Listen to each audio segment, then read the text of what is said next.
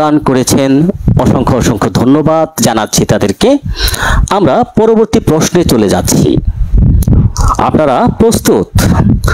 সঠিক উত্তর দেওয়ার জন্য প্রস্তুত থাকেন।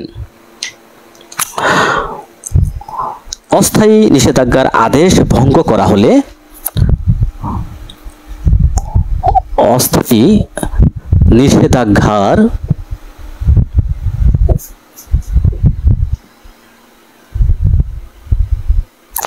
ভঙ্গ করা হলে ভঙ্গকারীকে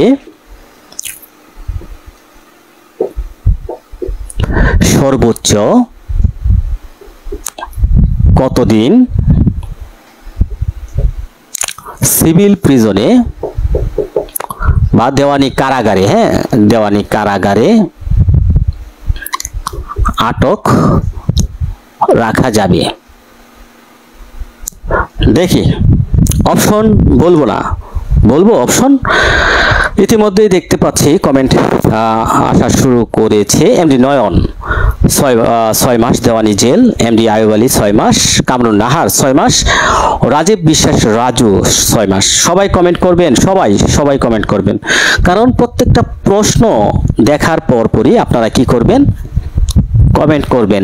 এতে করে প্রশ্নটা সম্পর্কে আপনাদের ধারণা হয়ে যাবে, প্রশ্নটা সম্পর্কে আপনাদের জানা হয়ে যাবে। এই প্রশ্নটা চট করে আপনি জেনে ফেলবেন। মাহফুজুর রহমান 6 মাস দেওয়ানি জেল, নাজনীন নাহার 6 মান্থ, বেলাল হোসেন 6 মাস। ওকে, 6 মাস, গুড। এখন প্রশ্ন হচ্ছে, এই বিধানটা দেওয়ানি কার্যবিধির কোথায় বলা আছে? দেখি কে বলতে পারেন। এটা হচ্ছে 6 মাস। উত্তর 6 মাস, উত্তর 6 মাস। কোথায় বলা আছে দেখি, বলেন। উত্তর 6 মাস। সবার উত্তর সঠিক। এটা কোথায় বলা আছে?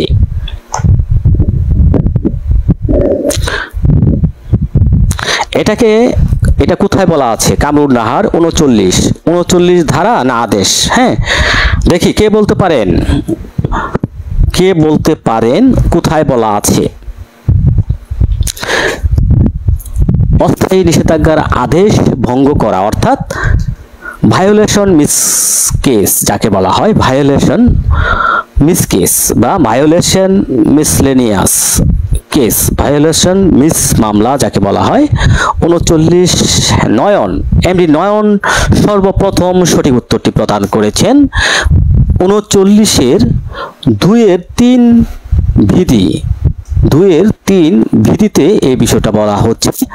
অর্ডার 39-এর 2-3 বলা হচ্ছে, যদি অস্থায়ী নিষেধাজ্ঞার আদেশ হওয়ার পরে কোনো ব্যক্তি অস্থায়ী নিষেধাজ্ঞা ভঙ্গ করে, তাহলে সেই ভঙ্গকারীকে 6 মাস সিভিল প্রিজনে আটক রাখা যাবে।